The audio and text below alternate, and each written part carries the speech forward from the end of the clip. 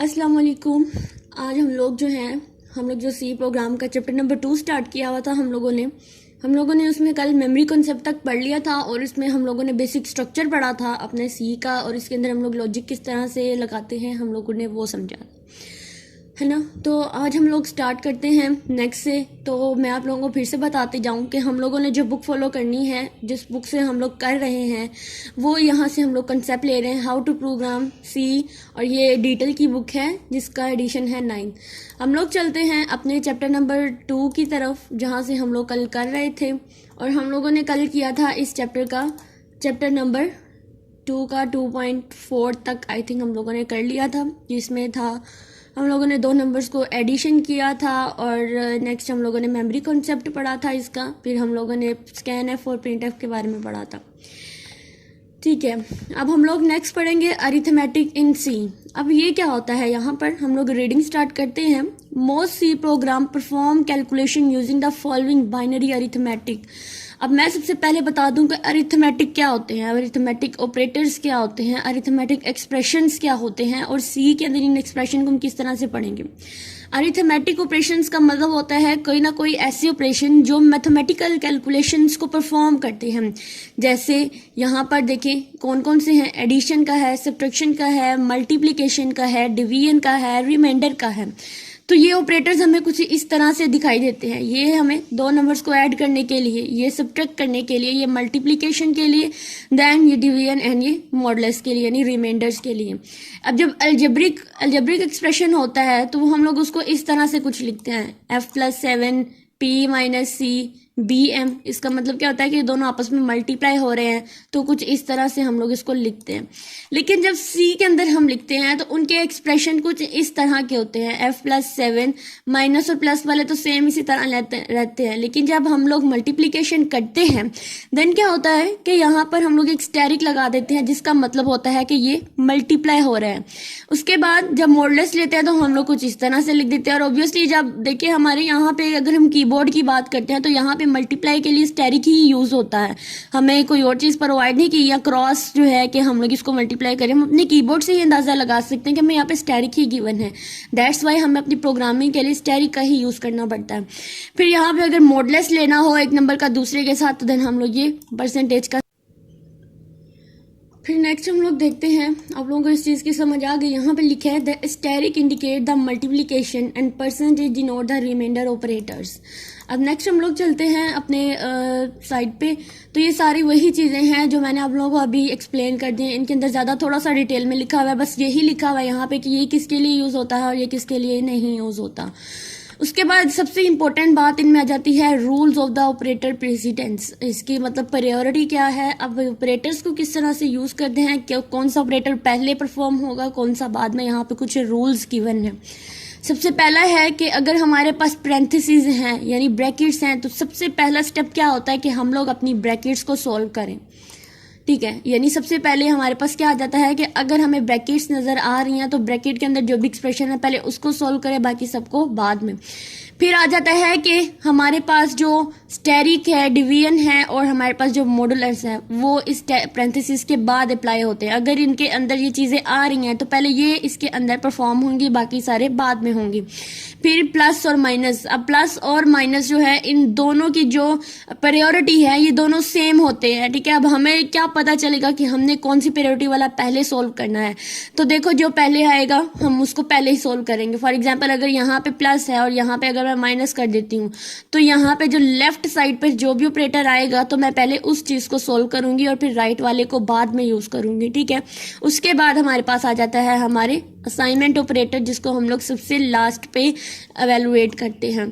तो सबसे पहले क्या, अगर मेरे पास जो स्टेरिक है और जो डिवीजन ऑपरेटर है इन दोनों की प्रायोरिटी सेम होती है, लेकिन मुझे कैसे पता चलेगा कि किसको मैंने पहले करना है। तो जो सबसे लेफ्ट पे आएगा पहले मैं उसको सॉल्व करूंगी और राइट वाला जो होगा उसको बाद में सॉल्व करूंगी। हो सकता है ये पहले आ जाए ये बाद में आ जाए, तो जो चीज़ पहले आती है जो लेफ्ट पे आती है उसको हम पहले सॉल्व करते हैं और फिर बाकी वाले को बाद में। ठीक है, अब कर देते हैं हम यहाँ से इसको रिमूव और नेक्स्ट मूव करते हैं।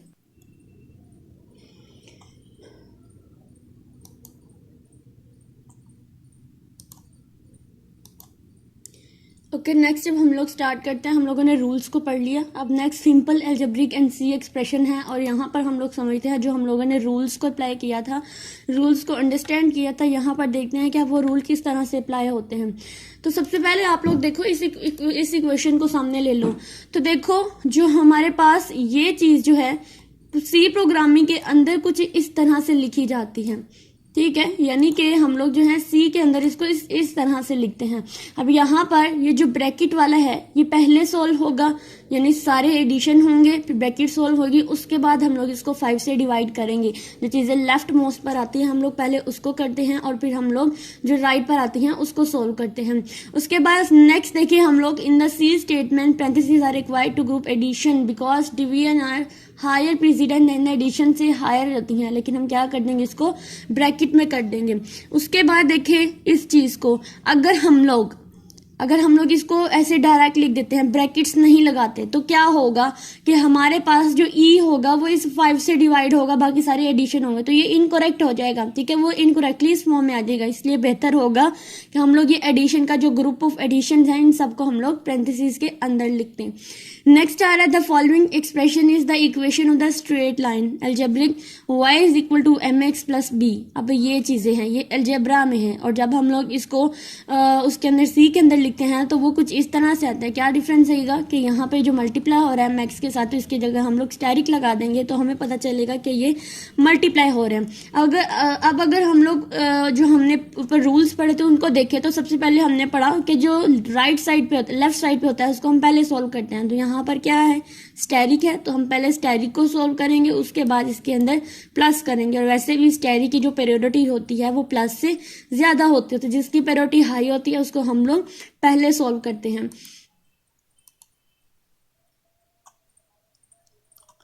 नेक्स्ट हम लोग चलते हैं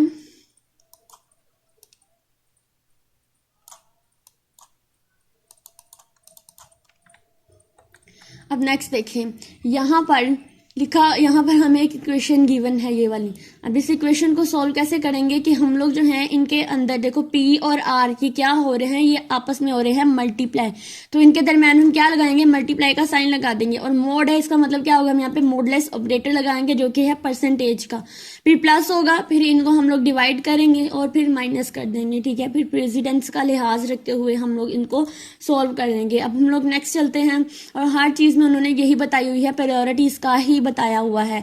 जैसे यहाँ पर देखिए ये वाली एक इक्वेशन गिवन है हमारे पास। अब इस इक्वेशन में देखें लिखा हुआ है 2 asterisk 5 asterisk 5 plus 3 asterisk 5 plus 5। अब सबसे पहले देखिए कि इन सब में हायर प्रेसिडेंस कौन सी है, तो ऑब्वियसली मल्टीप्लाई की, तो क्या होगा, पहले ये दोनों क्योंकि लेफ्ट मोस्ट है तो ये दोनों मल्टीप्लाई होंगे, तो क्या आ जाएगा 10 आ जाएगा। उसके बाद इस 10 को हम लोग इससे मल्टीप्लाई कराएंगे तो क्या आ जाएगा हमारे पास 10 5 15, ठीक है, 50 आ जाएगा, 15 आ जाएगा। उसके बाद क्या होगा कि यहाँ पे प्लस नहीं होगा, बल्कि वो देखेगा कि यहाँ पे जो स्टेरिक है वो प्लस से हायर प्रायोरिटी रखता है, तो फिर ये दोनों आपस में पहले मल्टीप्लाई होंगे, तो क्या होगा 50 प्लस क्या हो जाएगा 15, फिर प्लस 7, तो हमारे पास क्या होगा 15 जो है पहले 50 के अंदर प्लस होगा, फिर 65 आ जाएगा, और फिर 65 जो है वो राइट वाले 7 के साथ जाकर ऐड हो जाएगा और हमें आंसर आ जाएगा 72।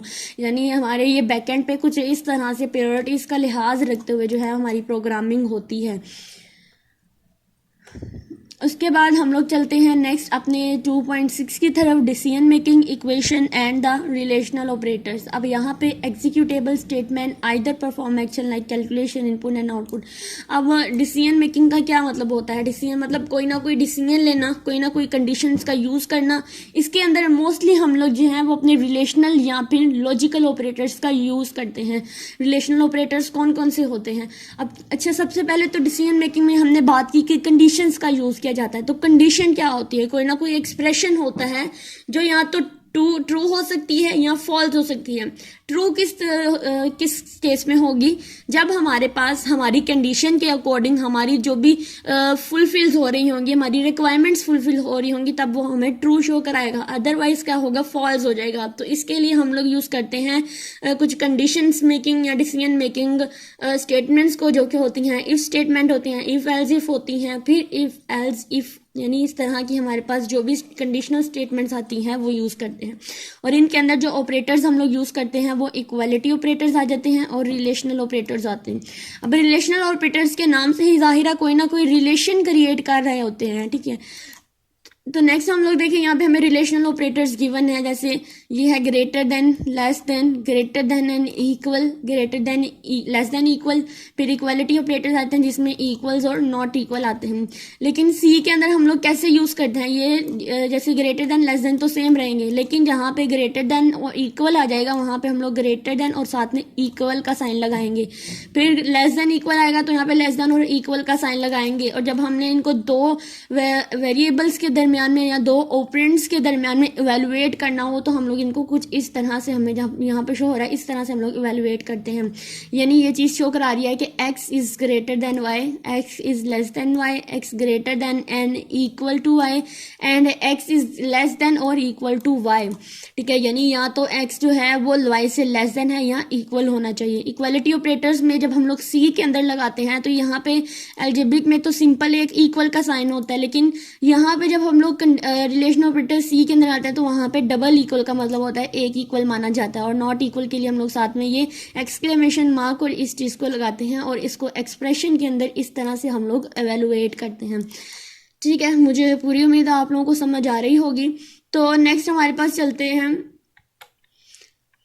अच्छा, अब मैं ये चीज़ बताती हूँ कि कुछ लोगों को कन्फ्यूजन हो जाती है कि हम लोग ये चीज़ जो है ये इक्वल ऑपरेटर की है। अब ये चीज़ जो है एक इक्वल भी तो लगा सकते हैं, लेकिन मैं आपको बता दूं कि एक इक्वल जो है सी में इसका मतलब होता है असाइनमेंट ऑपरेटर, यानी एक चीज़ जो है वो दूसरी चीज़ को असाइन कर दी गई है। जैसे हम लोगों ने ऊपर इस तरह की एग्जाम्पल पढ़ी थी।